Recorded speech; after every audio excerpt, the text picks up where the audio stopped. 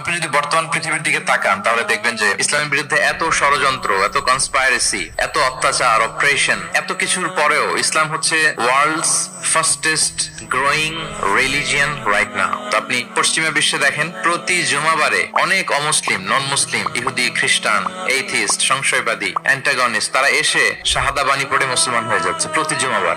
নারী পুরুষ নির্বিশেষে, আস্তিক নাস্তিক নির্বিশেষে প্রতি জুমাবারে তারা এসে শাহাদা পড়ে মুসলমান হয়ে যাচ্ছে। রাস্তাঘাটেও আমাদের পশ্চিমা বিশ্বের দায়ীরা রাস্তার মধ্যেও দাওয়াতি কাজ করে আলহামদুলিল্লাহ। এটাকে স্ট্রিট দাওয়া বলে। এই যে এরকম টেবিল নিয়ে বসে কোরআনের ট্রান্সলেশন নিয়ে, কিছু ইসলামের সহজ সরল বই নিয়ে তারা নন মুসলিমদের সাথে ইসলাম নিয়ে কথা বলে। আর ওরা খুব ফ্রেন্ডলি মানুষের সাথে মেশে কথা বলে, ফলে ইজিলি তাদেরকে অ্যাপ্রোচ করা যায়। তো তাদেরকে অনেকে জিজ্ঞেস করে যে তোমার ধর্ম কি, তোমার বাবার ধর্ম কি, what do you think about life after death, মৃত্যুর পরের জীবন নিয়ে তোমার ভাবনা কি, তোমার দাদা কোথায় গেল, তোমার বাবা কোথায়, তো চলে গেছে, তুমিও কোথায় যাবা। এইভাবে যখন জিজ্ঞেস